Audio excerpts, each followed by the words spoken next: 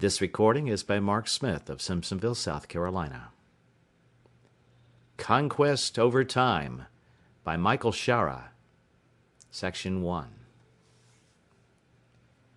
When the radiogram came in, it was 10:28 ship's time, and old 29 was exactly 3.4 light-years away from Diomed 3.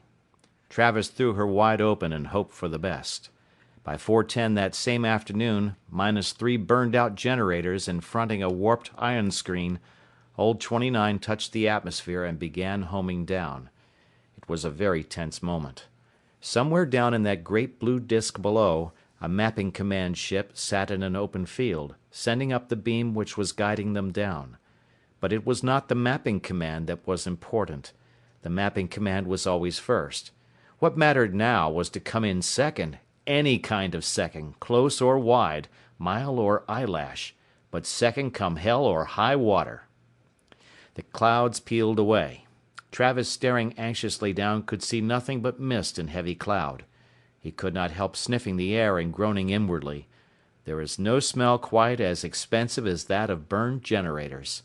He could hear the old man repeating over and over again, as if Allspace was not one of the richest companies in existence, "Burned generators, boy, is burned money, and don't you forget it."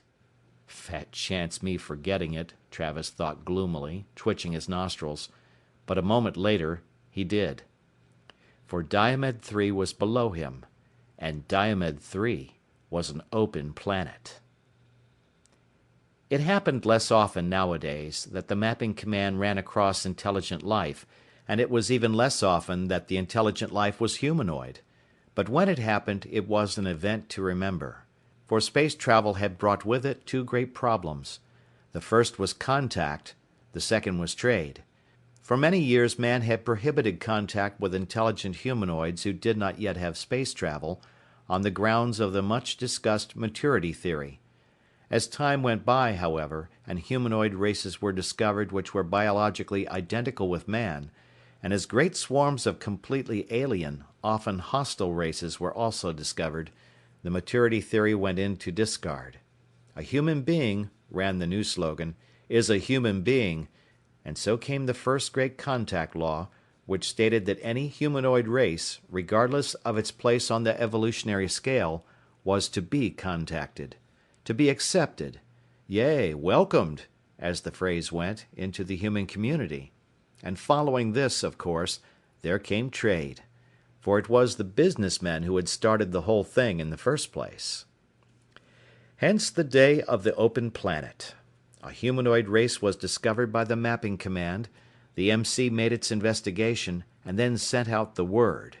And every company in the galaxy, be it monstrous huge or piddling small, made a mad rush to be first on the scene.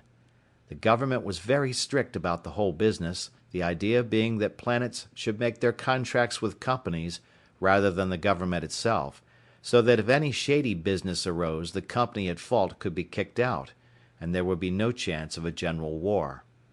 Also, went the reasoning, under this system there would be no favorites. Whichever company, no matter its resources, had a ship closest at the time of the call, was the one to get first bargaining rights. Under this setup it was very difficult for any one company to grow too large, or to freeze any of the others out, and quite often a single contract on a single planet was enough to transform a fly-by-night outfit into a major concern. So that was the basis of the open planet, but there the real story has only begun. Winning the race did not always mean winning the contract. It was what you found when you got down that made the job of contact man one of the most hazardous occupations in history. Each new planet was wholly and completely new. There were no rules, and what you learned on all the rest meant nothing.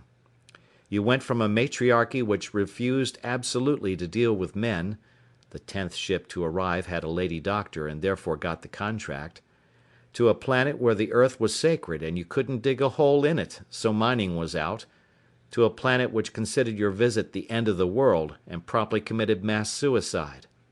The result of this was that a successful contact man had to be a remarkable man to begin with, a combined speed demon, sociologist, financier, diplomat, and geologist, all in one. It was a job in which successful men not only made fortunes, they made legends. It was that way with Pat Travis. Sitting at the view screen, watching the clouds whip by and the first dark clots of towns beginning to shape below, Travis thought about the legend. He was a tall, frail, remarkably undernourished looking man with large, soft brown eyes. He did not look like a legend, and he knew it. And being a man of great pride, it bothered him. More and more, as the years went by, his competitors blamed his success on luck. It was not Pat Travis that was the legend, it was the luck of Pat Travis. Over the years he had learned not to argue about it, and it was only during these past few months, when his luck had begun to slip, that he mentioned it at all. Luck no more makes a legend, he knew, than raw courage makes a fighter. But legends die quick in deep space, and his own had been a-dying for a good long while now, while other lesser men, the luck all theirs, plucked planet after planet from under his nose. Now at the view screen he glanced dolefully across the room at his crew, the curly-headed young Dahlinger and the profound Mr. Tripp. In contrast to his own weary relaxation, both of the young men were tensed and anxious, peering into the screen. They had come to learn under the great Pat Travis, but in the last few months what they seemed to have learned most was luck. If you happened to be close, you were lucky. And if you weren't, you weren't. But if they were to get anywhere in this business, Travis knew, they had to learn that luck, more often than not, follows the man who burns his generators. He stopped thinking abruptly as a long yellow field came into view. He saw silver flashing in the sun, and his heart jumped into his throat. Old 29 settled fast. One ship or two? In the distance he could see the grey jumbled shapes of a low-lying city. The sun was shining warmly, it was spring on Diomed 3, and across the field a blue river sparkled, but Travis paid no attention. There was only one silver gleam. Still he waited, not thinking, but when they were close enough he saw that he was right. The mapping command ship was alone. Old 29, burned generators and all, had won the race. "My boys," he said gravely, turning to the crew, "Pat Travis rides again!"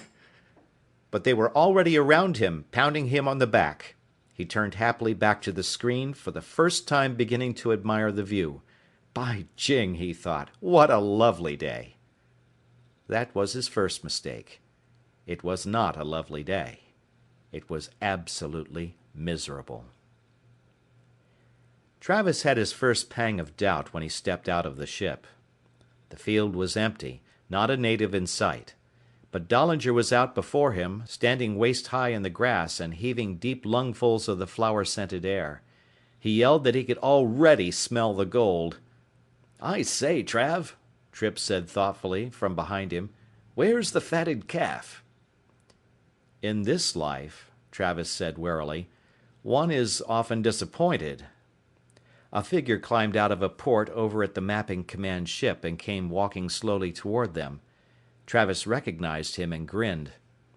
"Hey, Hort." "Hey, Trav," Horton replied from a distance. But he did not say anything else. He came forward with an odd look on his face.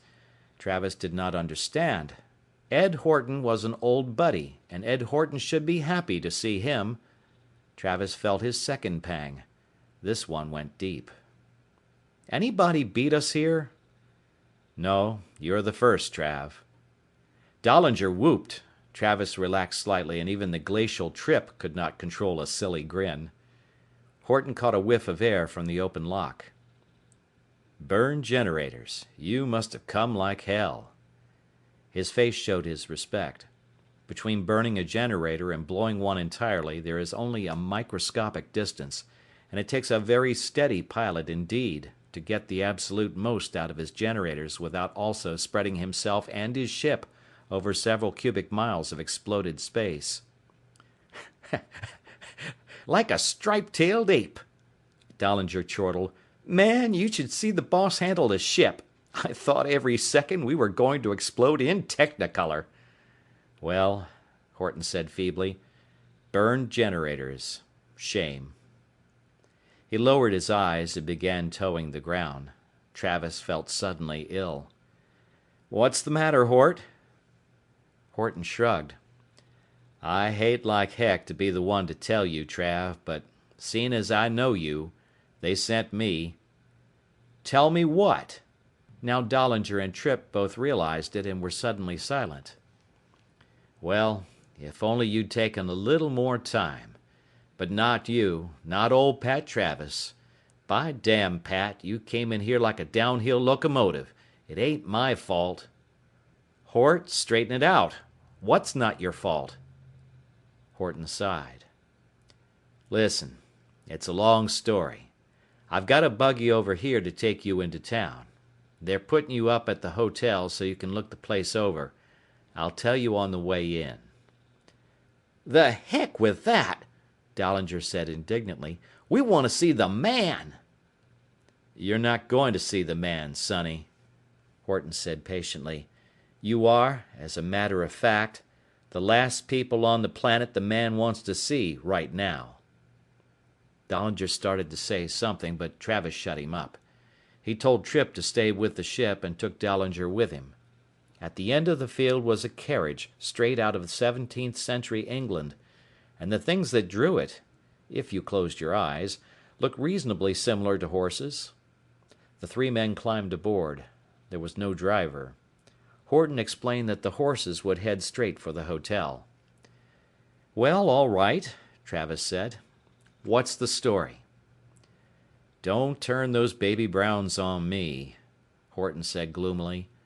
I would have warned you if I could, but you know the law says we can't show favoritism. Travis decided the best thing to do was wait with as much patience as possible. After a while, Horton had apologized thoroughly and completely, although what had happened was certainly not his fault, and finally got on with the tale. Now, this here planet, he said cautiously, is wacky in a lot of ways. First off, they call it Mert. Mert. Fine name for a planet. Just plain Mert. And they live in houses strictly from Dickens. All carriages, no sewers, narrow streets, stuff like that. With technology roughly equivalent to 17th century. But now, see there? See that building over there? Travis followed his pointing finger through the trees. A large white building of blinding marble was coming slowly into view. Travis's eyes widened. You see? Just like the blinking Parthenon or Acropolis, whichever it is. All columns and frescoes. In the middle of a town looks just like London.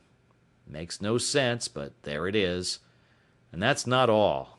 Their government is Grecian too, complete with senate and citizens. No slaves, though. Well, not exactly. You wouldn't call them slaves. Or could you? Heck of a question, that. He paused to brood. Travis nudged him. Yes, well, all that is minor, next to the big thing. This is one of two major countries on the planet. There's a few hill tribes, but these make up about 90% of the population, so you have to deal with these. They never go to war. Well, maybe once in a while, but not very often. So no trouble there. The big trouble is one you'd never guess. Not in a million years. He stared at Travis unhappily. The whole planet's run on astrology. He waited for a reaction. Travis said nothing. It ain't funny, Horton said. When I say run on astrology, I mean really run. Wait till you hear. I'm not laughing, Travis said. But is that all? In this business, you learn to respect the native customs, so if all we have to do... I ain't finished yet, Horton said ominously.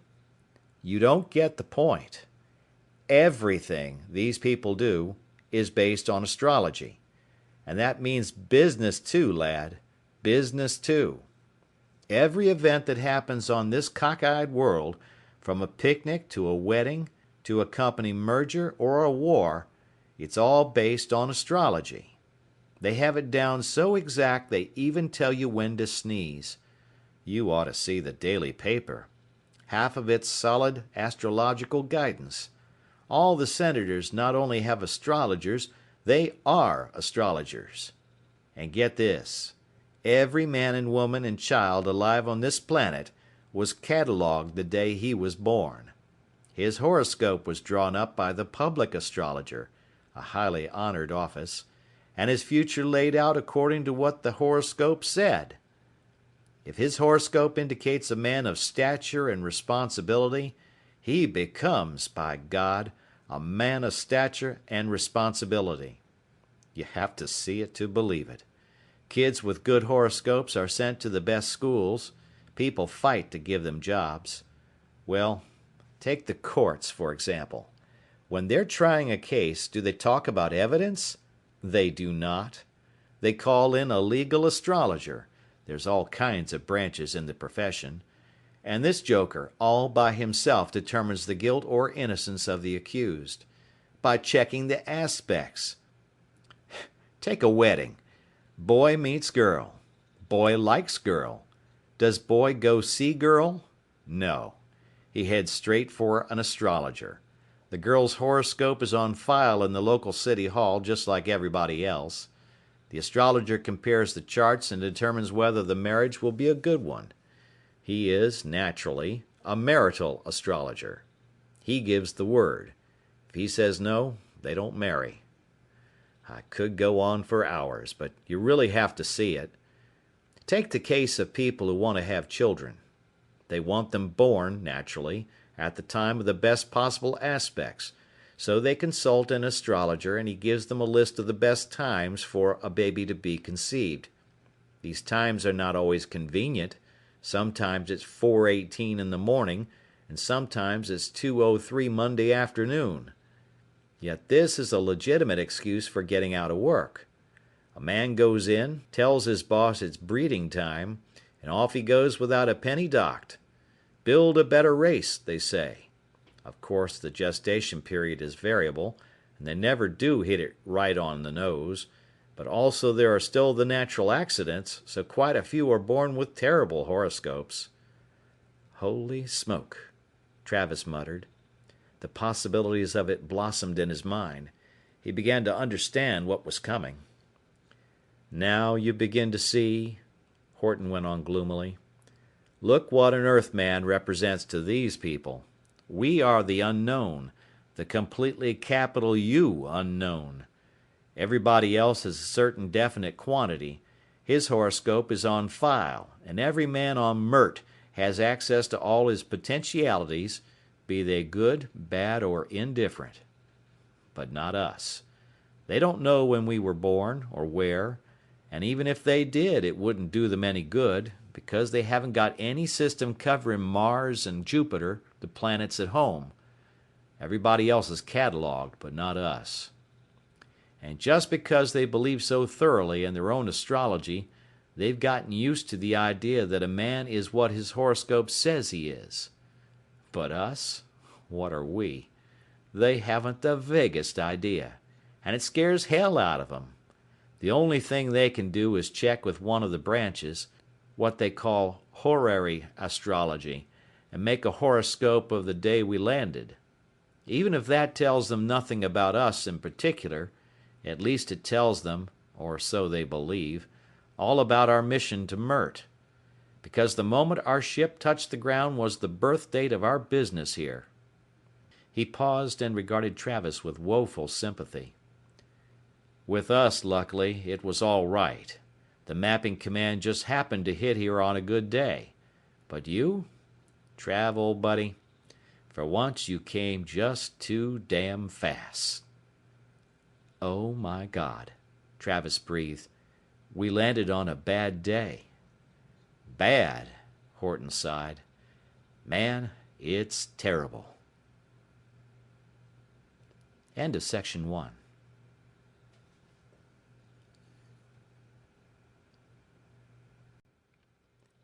Conquest Over Time by Michael Shaara. Section 2. You see, Horton said as they drove into the town, not a soul on the streets. This is not only a bad day, this is one for the books.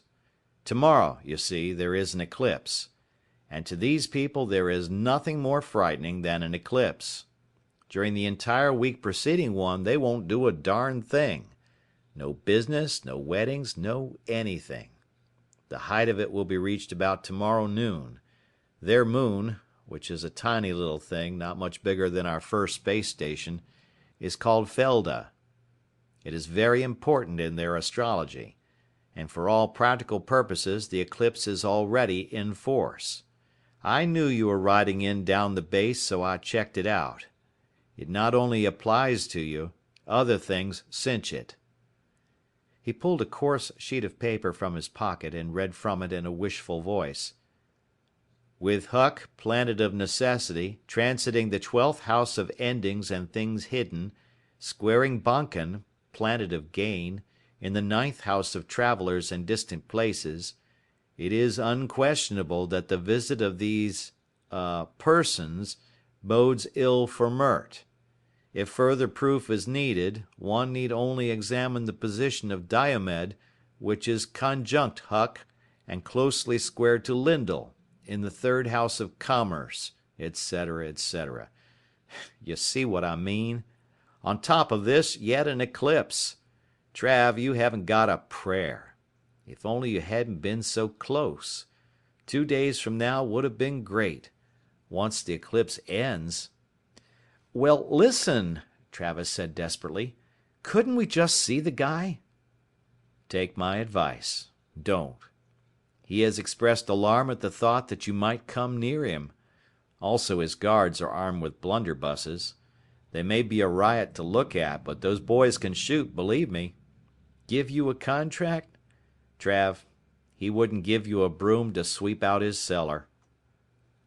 At that moment they drew up before an enormous marble building vaguely reminiscent of a Theban palace. It turned out to be the local hotel. Horton stepped on the threshold and handed them 2 of the tiny Langkits, the little black memory banks in which the language of Mert had been transcribed for their use by the mapping command. Travis slipped his automatically into position behind his ear, but he felt no need to know the language. This one was going to be tough. He glanced at Dahlinger. The kid was wearing a stunned expression, too dulled even to notice the pantalooned customer, first Merts they'd seen, eyeing them fearfully from behind pillars as they passed. Smell that gold, Travis remembered wistfully. Then, smell those generators. Oh, he thought sinkingly, smell those generators. They went silently on up to the room. Travis stopped at the door as a thought struck him. Listen, he said cautiously, taking Horton by the arm. Haven't you thought of this? Why don't we just take off and start all over? Orbit around for a couple of days, pick a good hour, and then come back down. That way we'll be starting all... But Horton was gazing at him reproachfully.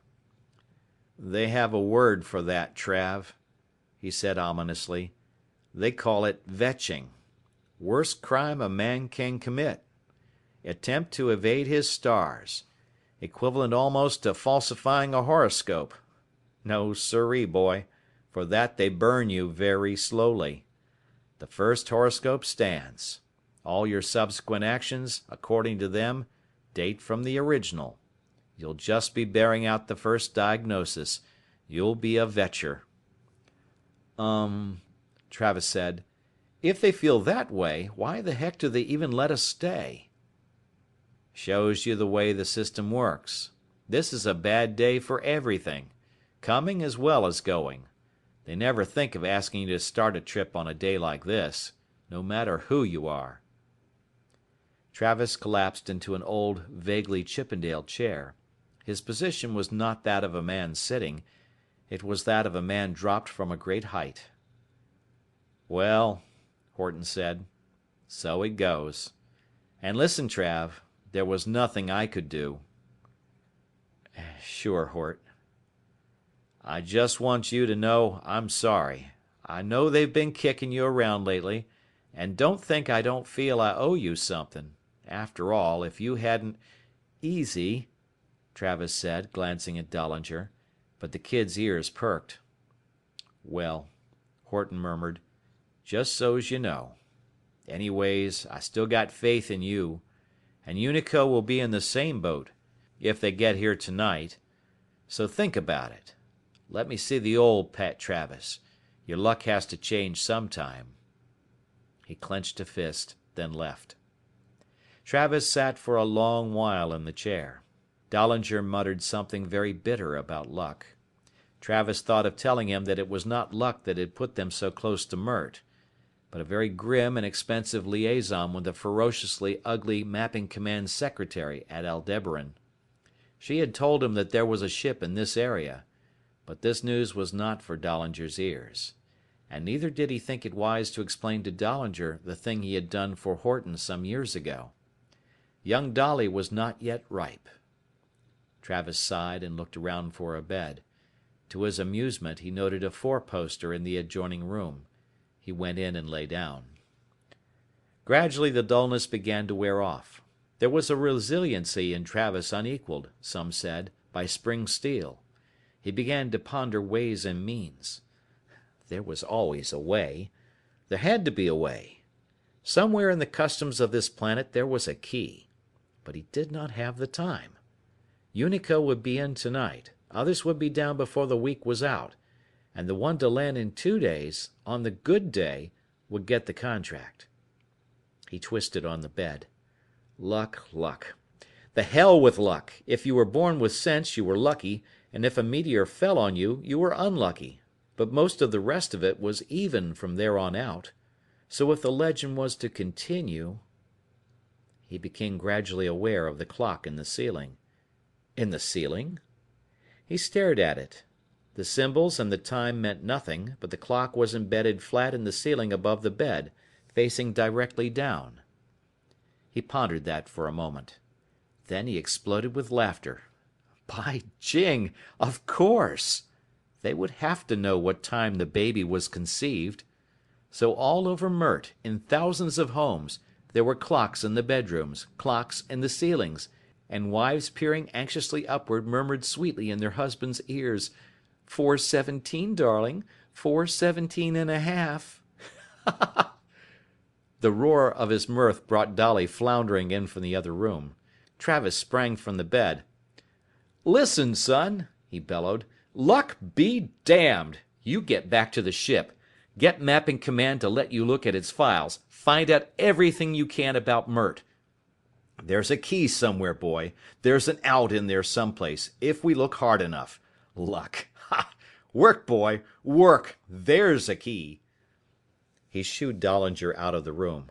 The young man left dazedly, but he had caught some of Travis's enthusiasm. Travis turned back to the bed, feeling unreasonably optimistic. No way out, eh? Well, by jingo, old Pat Travis would ride again. He could feel it in his bones. A few moments later, he had another feeling in his bones. This one was much less delightful. He was pacing past a heavy drapery when something very hard and moving very fast struck him on the head. The first thing Travis saw when he awoke was, unmistakably, the behind of a young woman. His head was lying flat on the floor, and the girl was sitting next to him, her back toward him very close to his face. He stared at it for a long while without thinking. The pain in his head was enormous, and he was not used to pain, not any kind of pain. The whiskey men drank nowadays left no hangovers, and for a normal headache there were instantaneously acting pills, so Travis on the floor was unused to pain. And though he was by nature a courageous man, it took him a while to be able to think at all, much less clearly. Eventually he realized that he was lying on a very hard floor. His arms and legs were tightly bound. He investigated the floor. It was brick. It was wet. The dark ceiling dripped water in the flickering light from some source beyond the girl. The brick, the dripping water, the girl, all combined to make it completely unbelievable. If it wasn't for the pain, he would have rolled over and gone to sleep. But the pain. Yes, the pain. He closed his eyes and lay still, hurting. When he opened his eyes again, he was better. By Jing, this was ridiculous. Not a full day yet on Mert, and in addition to his other troubles, now this. He did not feel alarmed, only downright angry. This business of the flickering light and being tied hand and foot was too impossible to be dangerous. He grunted feebly at the back of the girl. "Ho," he said. "Now what in the sweet name of Billy H. Culpepper is this?" The girl turned and looked down at him. She swiveled around on her hips, and a rag-bound foot kicked him unconcernedly in the side. For the first time he saw the other two men behind her. There were two of them. The look of them was ridiculous. The girl said something. It was a moment before he realized she was speaking in Mert, which he had to translate out of the Langkit behind his ear. "The scourge awakes," one of the men said. "A joy. It was my thought that in the conjunction was done perhaps murder." "Poot, one over worries. And if death comes to this one, observe, will the money be paid? Of a surety. But this is bizarre." "Truly bizarre," the girl nodded. Then, to make her point, "also curious, unique, unusual. My thought, from what land he comes." "The cloth is rare," one of the men said. "Observe with tight eyes the object on his wrist. A many-symboled engine." "My engine," the girl said positively. She reached down for his watch. Travis jerked back. "Lay off there," he bawled in English. "You hipless—" The girl recoiled. He could not see her face, but her tone was puzzled. "What language is this? He speaks with liquid." The larger of the two men arose and came over to him. "Speak again, scourge. But first empty the mouth." Travis glared at the man's feet, which were wrapped in dirty cloth and smelt like the breezes blowing softly over fresh manure. "Speak again? Speak again? Untie my hands, you maggoty slob, and I'll speak your bloody—" He went on at great length, but the man ignored him. "Truly, he speaks as with a full mouth. But this is not bilken talk." "Nor is he, of clarity and also profundity, a hill man," the girl observed. "Poot! Poot poot!" the young man stuttered. "The light! He is of them!" It took the other two a moment to understand what he meant, but Travis caught on immediately. "May the saints preserve us," he thought. "They've figured I was from Mert." He chuckled happily to himself. A natural mistake. Only one Earthman on this whole blinking planet, puts up at a good hotel, best in town. These boys put the snatch on me thinking I'm a visiting VIP, loaded. Have no idea I'm just poor common trash like the rest of us Earthmen. Ha! His face split in a wide grin. He gathered his words from the Langkit and began to speak in Mert. "Exactly, friends. With clarity one sees that you have been misled. I am not of Mert. I am from a far world, come here to deal with your senate in peace.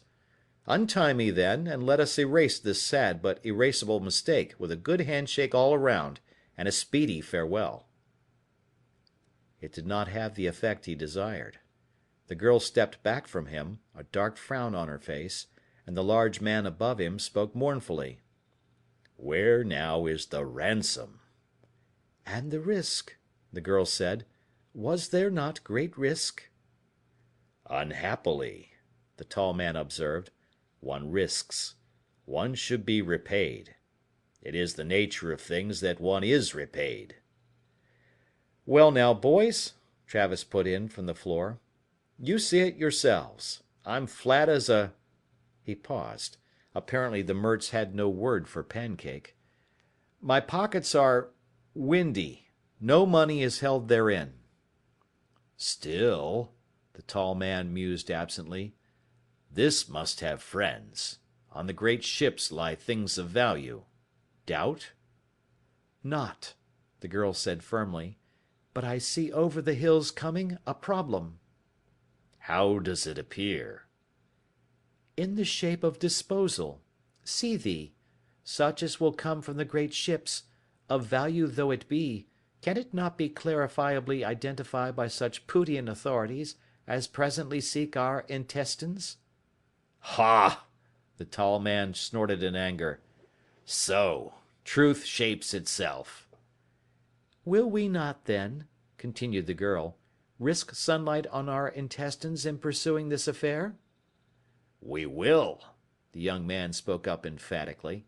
"We will of inevitability. Naval, our risk is unpaid. So passes the cloud." "But in freedom for this," the girl warily indicated Travis, "lies risk in great measure. Which way lie his ribs? Can we with profit slice his binds? He is of them. What coils in his head? What strikes?" They were all silent. Travis, having caught but not deciphered most of the conversation, glanced quickly from face to face. The girl had backed out into the light, and he could see her now clearly, and his mouth fell open. She was thickly coated with dirt, but she was absolutely beautiful. The features were perfect, lovely. The mouth was promising and full. Under the ragged skirt and the torn sooty blouse roamed surfaces of imaginable perfection. He had difficulty getting back to the question at hand. All the while he was thinking, other voices inside him were whispering, "By Jing, she's absolutely—" The two men were completely unlike. One was huge. From this angle he was enormous. He had what looked like a dirty scarf on his head, Madonna-like, which would have been ridiculous except for the mountainous shoulders below it and the glittering knife stuck in his wide leather belt. The shaft of the knife flickered wickedly in the light. It was the only clean thing about him. The other man was young, probably still in his teens. Curly-haired and blond and much cleaner than the other two, with a softness in his face the others lacked. But in his belt he carried what appeared to be, what was, a well-oiled and yawning-barreled blunderbuss. So they sat for a long moment of silence. He had time to observe that what they were sitting in was in all likelihood a sewer. It ran off into darkness, but there was a dim light in the distance, and other voices far away, and he gathered that this was not all of the gang that had abducted him. But it was beginning to penetrate now, as he began to understand their words, that they were unhappy about letting him go. He was about to argue the point when the big man stepped suddenly forward and knelt beside him. He shut out the light. Travis could not see. The last thing he heard was the big man grunting as he threw the blow, like a rooting pig. End of section 2.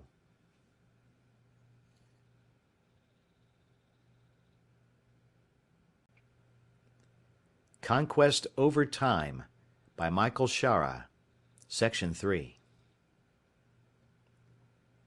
When he awoke this time, the pain had moved over to the side of his neck. There was no light at all, and he lay wearily for a long while in the blackness. He had no idea how much time had passed. He could tell from the brick wet below him that he was still in the sewer, or at least some other part of it, and, considering the last turn of the conversation, he thought he could call himself lucky to be alive. But as his strength returned, so did his anger. He began to struggle with his bonds. There was still the problem of the contract. He regarded that bitterly. He could just possibly die down here, but his main worry was still the contract. Allspace would be proud of him, but Allspace might never know. He did nothing with the bonds, which he discovered unhappily were raw leather thongs. Eventually he saw a light coming down the corridor. He saw with a thrill of real pleasure that it was the girl. The young man was tagging along behind her, but the big man was absent. The girl knelt down by him and regarded him quizzically. "Do you possess pain?" "Maiden, I possess and possess unto the limits of capacity." "My thought is sorrow. But this passes. Consider, your blood remains wet." Travis caught her meaning. He swore feebly. "It was very nearly let dry," the girl said, "but solutions conjoined. It was noted at the last, even as the blade descended, that such friends as yours could no doubt barter for Mertian coin, untraceable, thus restoring your value." "Clever, clever, oh clever," Travis said dryly. To his surprise, the girl blushed. "Overgracious, overkind. Speed thanks awry of this windy head. Aim at yon lappy." She indicated the boy, who stood smiling shyly behind her. "It was he who thought you alive, he my brother." "Ah," Travis said. "Well, bless you, boy." He nodded at the boy, who very nearly collapsed with embarrassment. Travis wondered about this brother bit. Brother in crime? The Langkit did not clarify. But the girl turned back on him a smile as glowing as a tiny nova. He gazed cheerfully back. "Tude and the others sit now composing your note. A matter of weight, confounded in darkness." She lowered her eyes becomingly. "Few of us," she apologized, "have facility in letters." "A ransom note," Travis growled. "Great gods and little... Tude? Who is Tude?" "The large man who, admittedly hastening before the horse, did plant pain in your head." "Ah," Travis said, smiling grimly. "We shall presently plough his field." "Ho!" the girl cried, agitated. "Speak not in darkness. Tude extends both north and south, a man of dimension as well as choler. He boasts fours in the 10th, in good aspect to Bonken, giving prowess at combat, and Lindel in the 4th bespeaks a fair ending. Avoid, odd man, foreordained disaster." In his urge to say a great many things, Travis stammered. The girl laid a cool, grimy hand lightly on his arm and tried to soothe him. "With passivity and endurance. The night shall see you free. Tude comes in close moment with the note. Quarrel not at the price. Sign, and there will be a conclusion to the matter. We are not retrograde here. As we set our tongues, so lie our deeds." "Yes, well, all right," Travis grumbled. "But there will come... All right, all right. My name shall be inscribed, let your note contain what it will. But I would have speed. There are matters of gravity lying heavily ahead." The girl cocked her head oddly to one side. "You sit on points. A rare thing. Lies your horoscope in such confusion that you know not the drift of the coming hours?" Travis blinked. "Horoscope?" he said. "Surely," the girl said. "The astrologers of your planet did preach warning to you of the danger of this day, and whether, in the motions of your system, lay success or failure. Or is it a question of varying interpretations? Did one say you good, while the other..." Travis grinned broadly. Then he sobered. It would quite logically follow that these people, primitive as they were, might not be able to conceive of a land where astrology was not lord over all. A human trait. But he saw dangerous ground ahead. He began very cautiously and diplomatically to explain himself, saying that while astrology was practiced among his own people, it had not yet become as exact an art as it was on Mert, and only a few had as yet learned to trust it. The effect on the girl was startling. She seemed for a moment actually terrified when it was finally made clear to her. She abruptly retreated into a corner with her brother, and mumbled low frantic sounds. Travis grinned to himself but kept his face stoically calm. But now the girl was out in the light, and he could examine her clearly for the first time, and he forgot about astrology entirely. She was probably in her early 20s. She was dirtier than a well-digger's shoes. She ran with a pack of cutthroats and thieves in what was undoubtedly the lowest possible level of Mertian society. But there was something about her, something Travis responded to very strongly, which he could not define. Possibly something about the set of her hair, which was dark and very long, or perhaps in the mouth. Yes, the mouth. Now observe the mouth. And also maybe in the figure. But he could not puzzle it out. A girl from the gutter. But perhaps that was it. There seemed to be no gutter about her. There was real grace in her movements, a definite style in the way she held her head, something gentle and very fine. "Now watch that, Travis boy," he told himself sharply. "Watch that. A psychological thing, certainly. She probably reminds you of a long-forgotten view of your mother." The girl arose and came back, followed this time by the young man. She had become suddenly and intensely interested in his world. She had apparently taken it for granted that it was exactly like hers, only with spaceships, and Travis obliged her by giving her a brief sketch of selected subjects: speeds, wonders, what women wore, and so on. Gradually he worked the conversation back around to her, and she began to tell him about herself. Her name was, euphonically, Navel. This was not particularly startling to Travis. Navel is a pretty word, and the people of Mert had chosen another, uglier sound for use when they meant belly button, which was their right. Travis accepted it, and then listened to her story. She had not always been a criminal, run with the sewer packs. She had come, as a matter of proud record, from an extremely well-to-do family which featured 2 senators, 1 horary astrologer, and a mercantile tycoon, which accounted, Travis thought, for her air of breeding. The great tragedy of her life, however, the thing that had brought her to her present pass, was her abysmally foul horoscope. She had not been a planned baby. Her parents felt great guilt about it, but the deed was done and there was no help for it. She had been born with Huck retrograde in the 10th house, opposing Fours retrograde in the 4th, and so on, so that even the most amateur astrologer could see right at her birth that she was born for no good, destined for some shameful end. She told about it with an air of resigned cheerfulness, saying that after all her parents had really done more than could be expected of them. Both with her and her similarly accidental brother Lappy, now there, Travis thought, was a careless couple, whose horoscope, she said dolefully, was even worse than her own. The parents had sent her off to school up through the first few years, and had given her a handsome dowry when they disowned her, and they did the same with Lappy a few years later. But Navel held no bitterness. She was a girl born inevitably for trouble. Her horoscope forecast that she would be a shame to her parents, would spend much of her life in obscure, dangerous places, and would reflect no credit on anyone who befriended her. So, for a child like this, what reasonable citizen would waste time and money and love, when it was certain beforehand that the child grown up would be as likely as not to end up a murderess?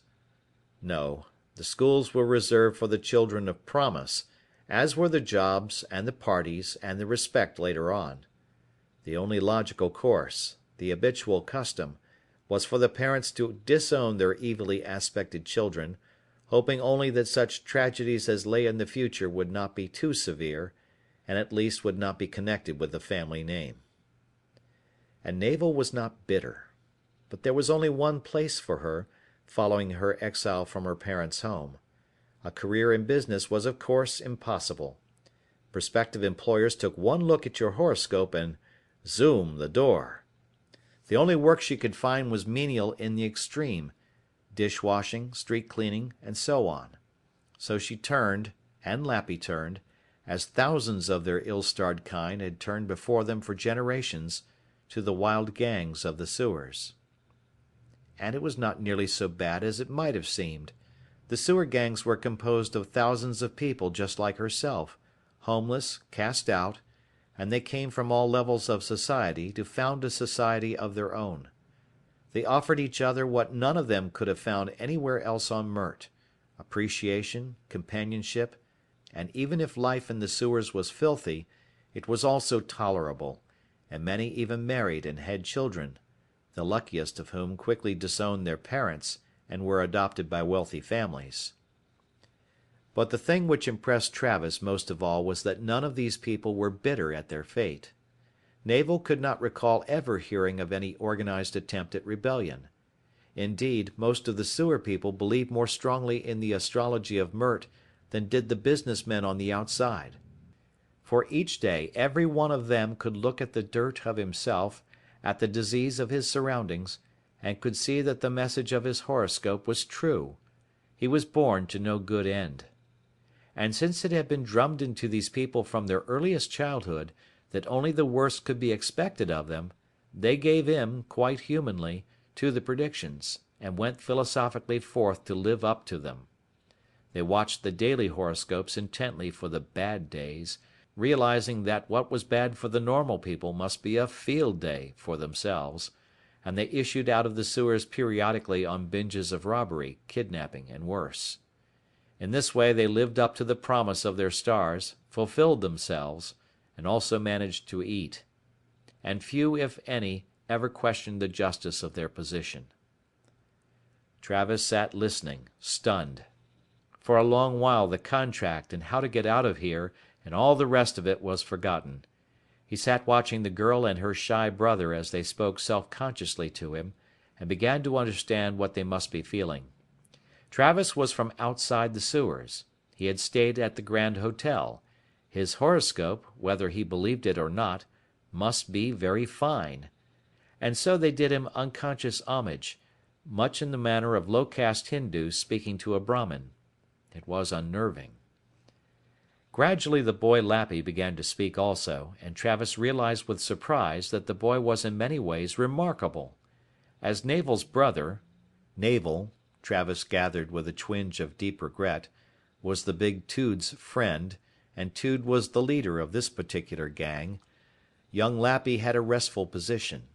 He was kept out of most of the rough work and allowed to pursue what he shamelessly called his studies, and he guessed proudly that he must have stolen nearly every book in the consul's library. His particular hobbies, it turned out, were math and physics.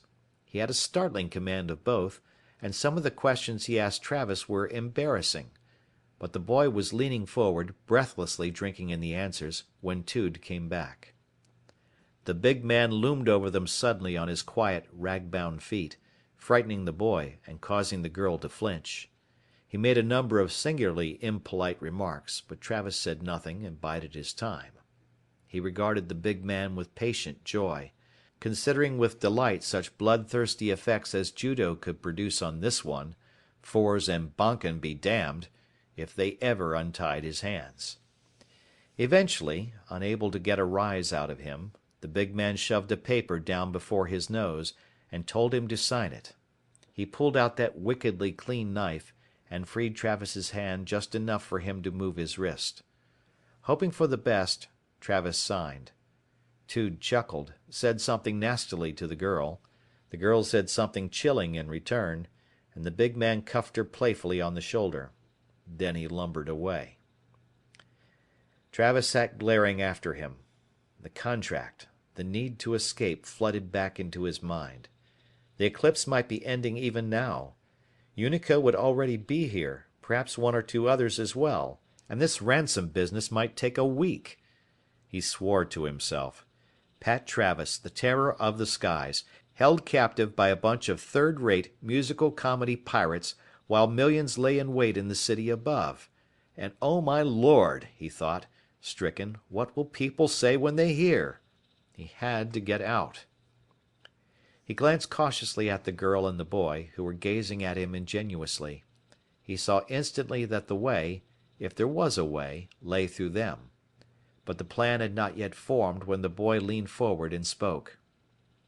"I have an odd thing in my head," Lappy said bashfully, "that nevertheless radiates joy to my mind. In my reading I have seen things leap together from many books, forming a whole, and the whole is rare. Can you, in your wisdom, confirm or deny what I have seen? It is this." He spoke a short series of sentences. Navel tried to shush him, embarrassed, but he doggedly went on. And Travis, stricken, found himself suddenly paying close attention. For the words Lappy said, with minor variations, were Isaac Newton's laws of motion. "There are the 7 planets," Navel was saying gravely, "and the 2 lights. That is, the sun and the moon.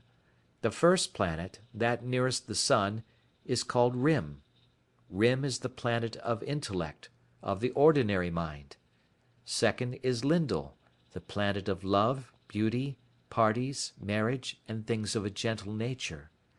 Third is Fors, planet of action, strife. Fourth is Bonken, planet of beneficence, of gain, money, health.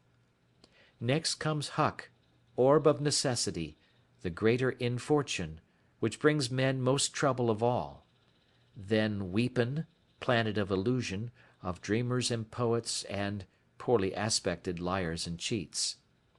And finally there is Sharb, planet of genius, of sudden cataclysms. I see, Travis murmured. But it is not only these planets and their aspects which is important. It is also to be considered such houses and signs as through which these planets transit. She went on, but Travis was having difficulty following her. He could not help but return to Newton's laws. It was incredible. Here on this backward planet, mired in an era roughly equivalent to the time of the Renaissance, an event was taking place almost exactly at the same time as it had happened long ago on Earth. It had been Isaac Newton then. It was, incredibly, this frail young man named Lappy now. For unless Travis was greatly mistaken, Navel's kid brother was an authentic genius. And such a genius as comes once in 100 years. So, naturally, Lappy would have to come home with Travis. The boy was hardly college age as yet.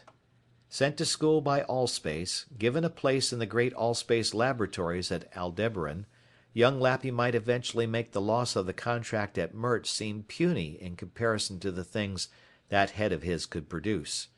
For Lappy was a natural resource, just as certainly as any mine on Mert, and since the advent of Earth science meant Mert would no longer be needing him, Lappy could go along with Travis and still leave him a clear conscience.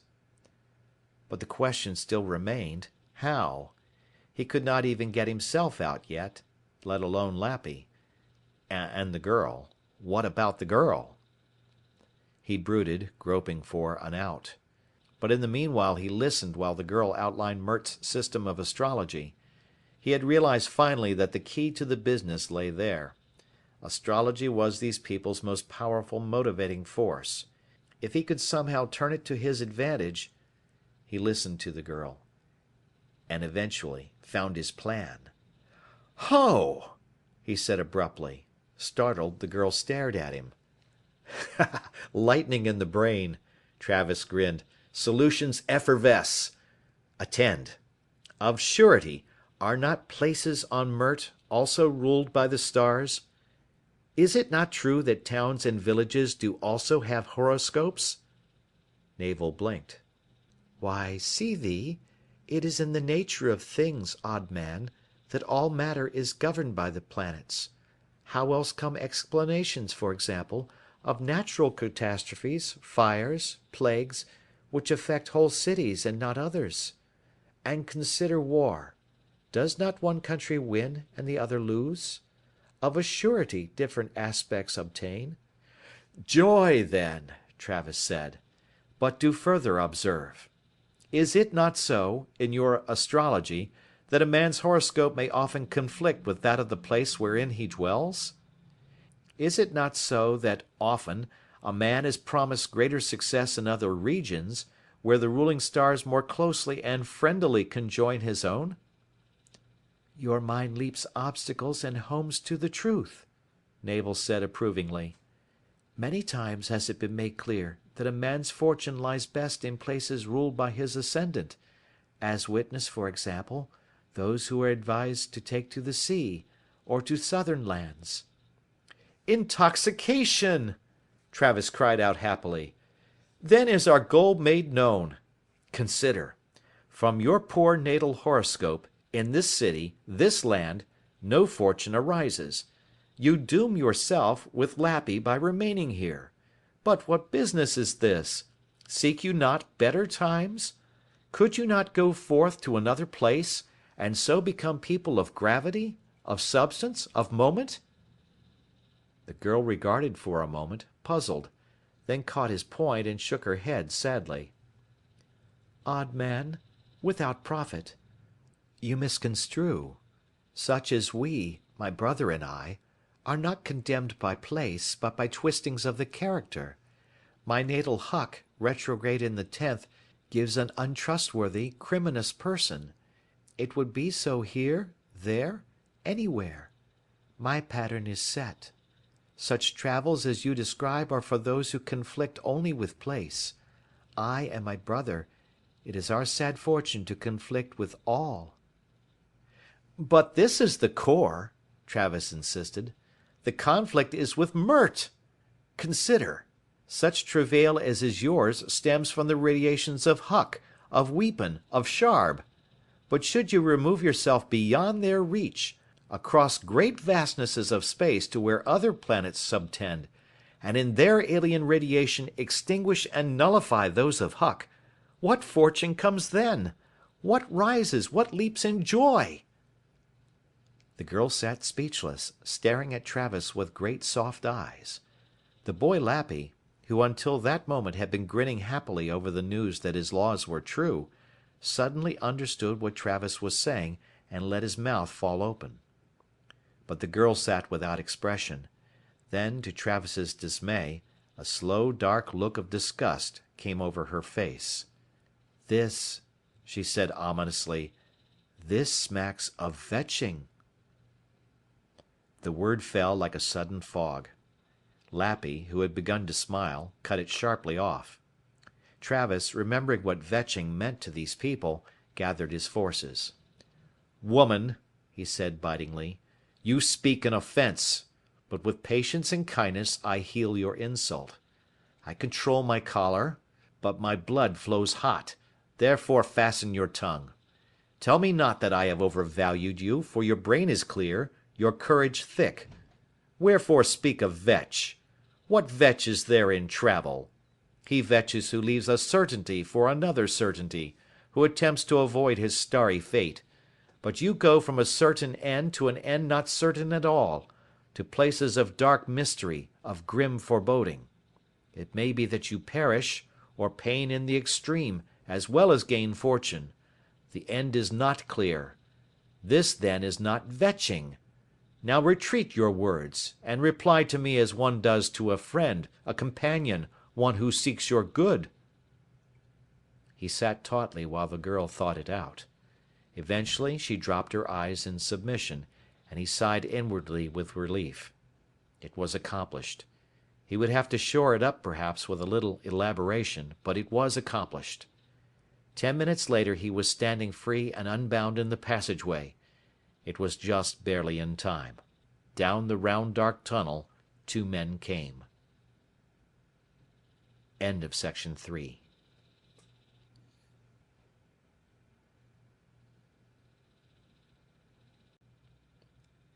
Conquest Over Time by Michael Shaara. Section 4. Navel stepped gingerly over the bodies and gazed at Travis with awestruck admiration. "A rare skill," she murmured. "They did flip and gyrate as dry leaves in the wind." "Observe, then," Travis said ominously, inspecting meanwhile the long slash down his arm, with which Tude had clearly gotten him, "and learn. And in the future receive my words with planetary respect." "I will." "And I," added Lappy, shaken. "Fair. Bright. Now attend. How lies the path?" "Through more such as these, I fear. This place in which we trouble lies at a dead end. We must proceed through great halls where many sit waiting, ere we arrive at the light." "No other way? Think now." "None." Travis sighed. "And they talk about luck. Well, boy," he turned to Lappy, "give me your blunderbuss. Obtain that one's knife," he indicated the sleeping Tude, "and let us carve our way out into the sunshine."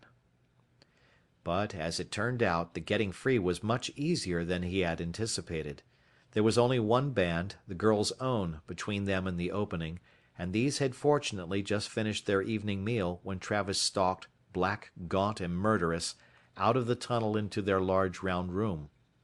Part of it was the surprise, part of it was the sudden knowledge that Big Tood and the other man had already tried to stop him, but most of it was simply the look of him. He was infinitely ready. They were not, had no reason to be, and they took it automatically for granted that a man this confident must have the stars behind him. They regarded him thoughtfully as he went on by. No one moved.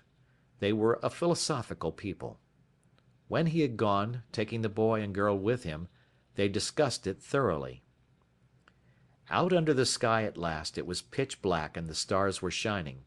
Travis realized that he had been in the sewer almost a full 24 hours.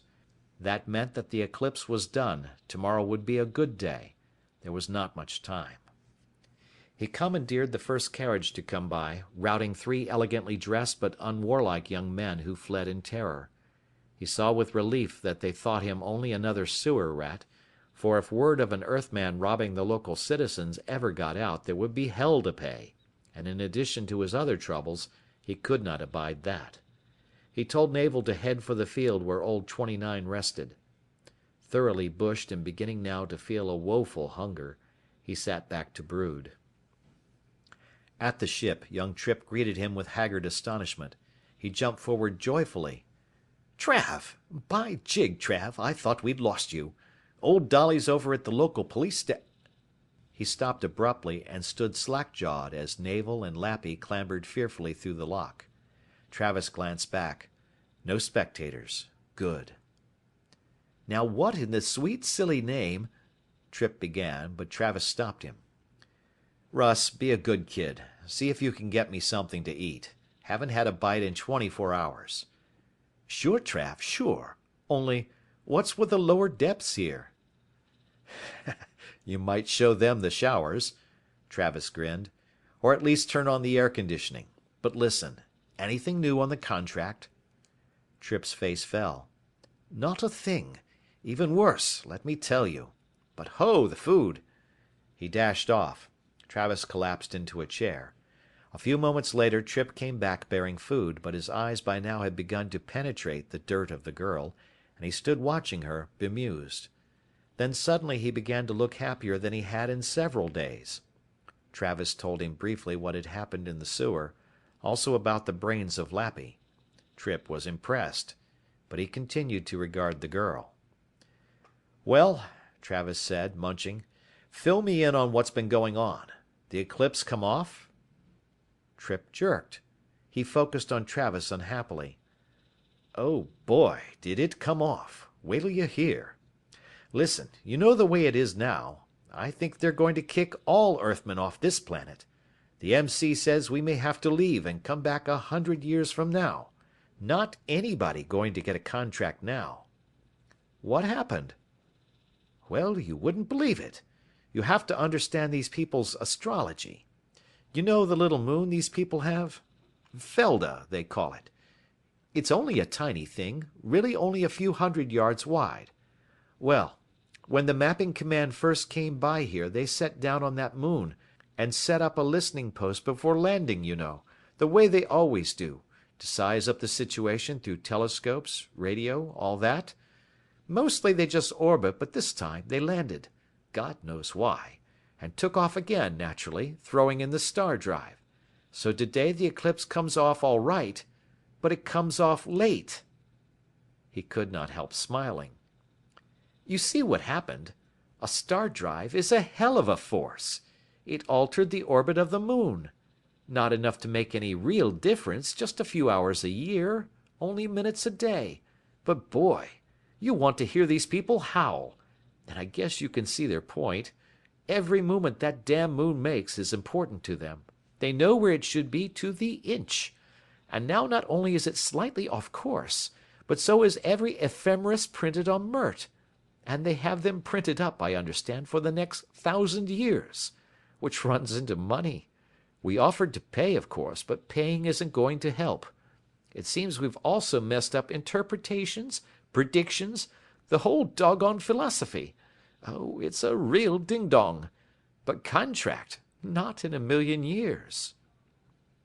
Travis sighed. That seemed to put the cap on it, all right. After all, when you start pushing people's moons around, where will it end? He brooded, his appetite gone.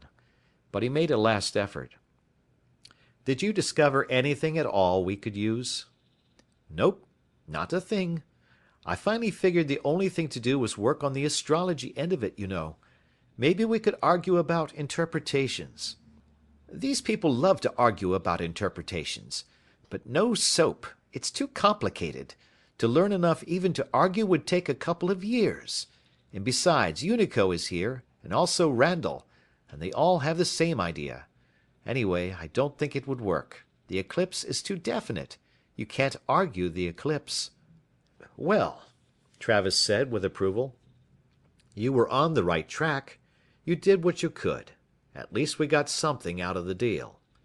He indicated Lappy, who was at that moment fervidly examining the interior of the view screen. Trippe nodded, but his eyes were on Navel. By jing, he said suddenly, your luck holds good no matter what. I never saw the beat of it. Luck, Travis fumed. What luck? Look, Trav, what else could you call it? You fall in a sewer, you come up with Isaac Newton and a gorgeous doll. It's uncanny, that's what it is, uncanny. Travis lapsed into wordless musing on Navel, planets, people. Come to think of it, he thought, it is uncanny. At that moment there was a pounding on the lock. Travis quickly shooed Navel and Lappy into hiding, then cautiously went to the door. He relaxed. It was Ed Horton. I saw you come back, Trav. Mighty glad. But I knew you'd make it. Old Pat Travis always comes through. Ain't that right, Pat? He tottered in the doorway. Travis caught the sweet scent of strong brew. He stepped forward to help him, but Horton stood up grandly, waving him away. His mouth creased in an amiable grin. Diomed, he announced proudly, is a 9-planet system. After which he fell backwards out of the door. Trav ran to the door, stared down into the dark.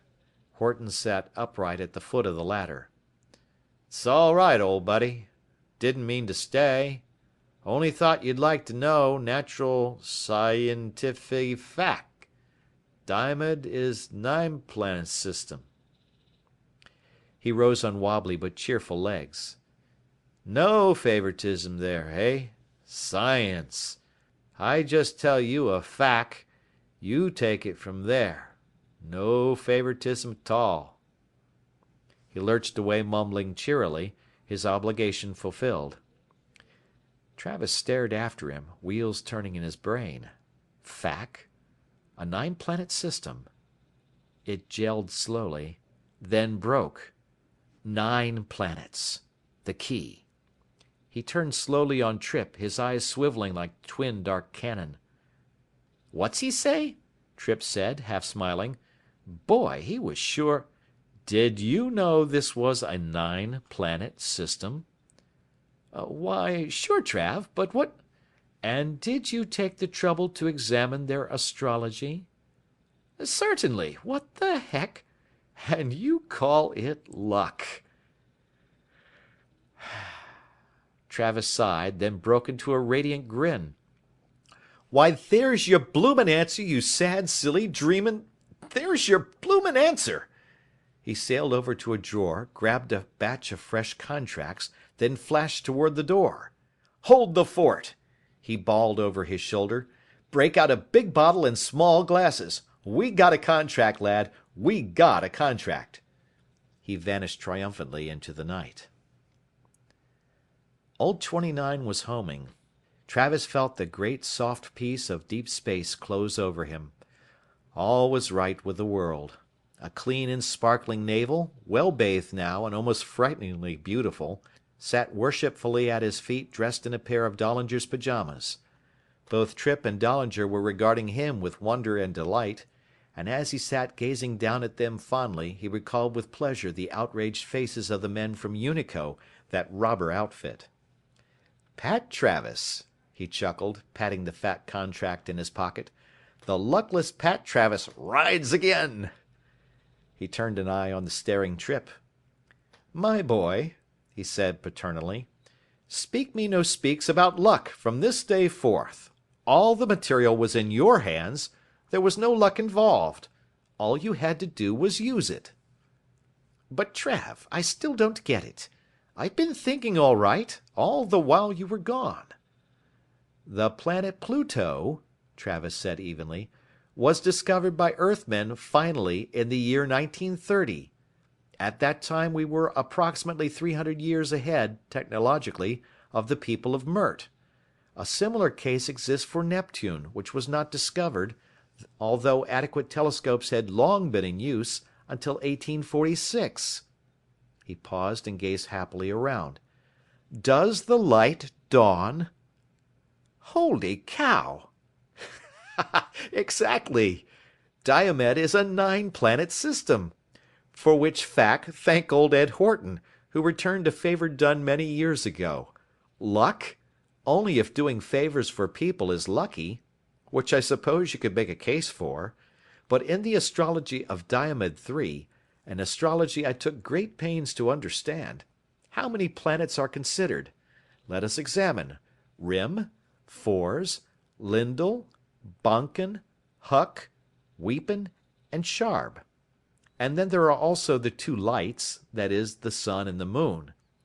But how many planets are there? Counting Mert as one, add them up. It comes out 8, not 9. 8.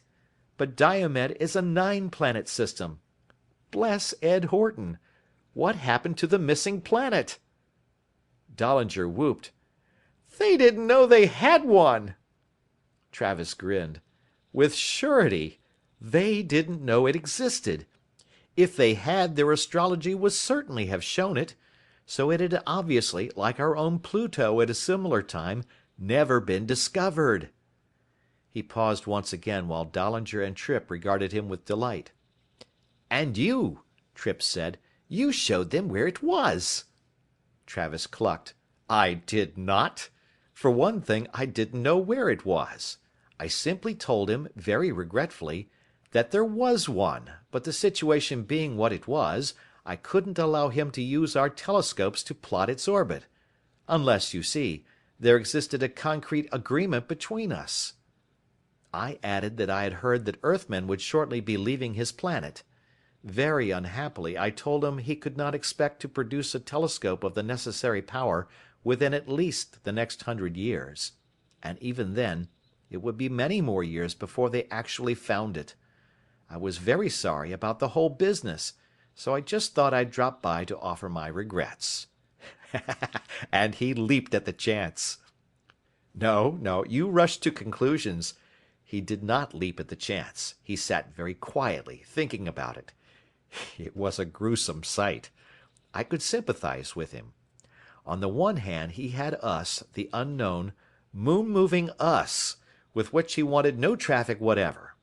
But on the other side there was the knowledge of that planet moving all unwatched, out in the black, casting down its radiations, be they harmful or good, and no way to know in what sign the thing was, or what house, or what effect it would have on him, was having on him, even as he sat there. Oh, he struggled, but I knew I had him. He signed the contract. I think I may say that it is among the most liberal contracts we have ever signed." There was a long moment of silence in the ship. The young men sat grinning foolishly. "So let me hear no more about luck," said Travis firmly. "In the future, sons, put your shoulders to the wheel." But the attention of the two was already wandering. They were both beginning to gaze once more upon the lovely Navel, who was quite shyly but very womanly gazing back. He saw Trippe look at Dahlinger, Dahlinger glare at Trippe, their hackles rising. He looked down at Navel in alarm. Born to cause trouble? Oh no, he thought abruptly, seeing a whole new world beginning to open up. Oh no, oh no. That is the end of Conquest Over Time by Michael Shaara. Thank you for listening.